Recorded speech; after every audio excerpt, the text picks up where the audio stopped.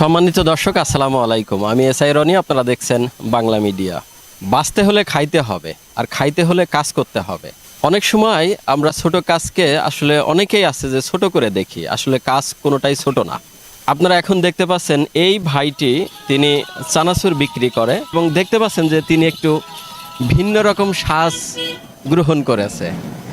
এই সাজটিও তিনি কেন গ্রহণ করে এবং তার এই যে ব্যবসাটি কি সুন্দর করে একটু সাজিয়েছে আপনারা দেখতে পাচ্ছেন। তো সব মিলিয়ে আমরা তার সাথে একটু কথা বলবো। ভাই, প্রথমে আপনার নাম বলবেন।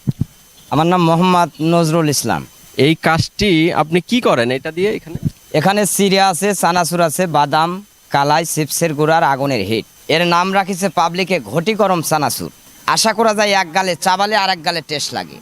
আর এই জিনিসটা অনেকেই পাবলিকে খায় বিধায় আমি এই যে একদম করে মাল তৈরি করি।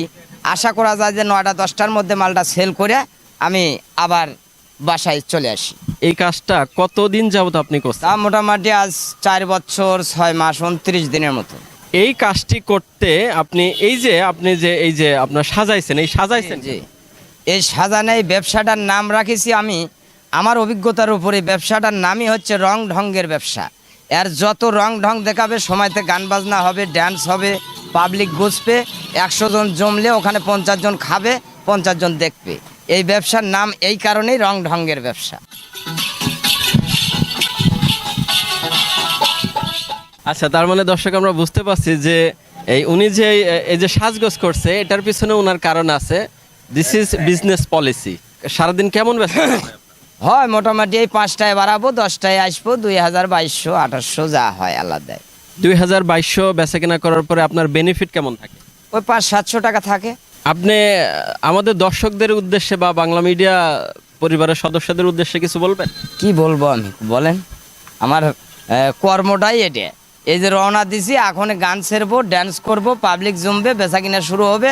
এখন থেকে শুরু করে মোটামুটি রাত 9টা 10টা পর্যন্ত আমি এইরকমভাবে শ্রম দেব। শ্রমের বিনিময়ে আল্লাহ যে 2 টাকা আমাকে দেয়, এইভাবে আমি চলবো। ধন্যবাদ আপনাকে। দর্শক, আমরা শুরু থেকেই যেটা বলছিলাম যে কোনো কাজই ছোট না। আমাদের বাংলাদেশে অনেক মানুষ বেকার আছে। আমরা প্রতিদিন সকালে বিভিন্ন অফিসে বা বিভিন্ন গার্মেন্টসের গেটগুলোতে দাঁড়ালে দেখতে পাই যে সেখানে হাজার হাজার ছেলেমেয়েরা দাঁড়িয়ে আছে চাকরির জন্য। সবাই যে খুব ভালো অবস্থানে আছি তা কিন্তু না। মানুষের মনের কথা যদি আসলে বের করা যেত তাহলেই বোঝা যেত যে মানুষ কতটা কষ্টে আছে। সেই জায়গা থেকেই এক একজন তার জীবিকা নির্বাহ করার জন্যে যে পন্থা অবলম্বন করছে, আমরা তাদেরকে জানাই স্যালুট, যে বসে না থেকে অন্তত কর্ম করে খাওয়ার চেষ্টা চালাচ্ছে।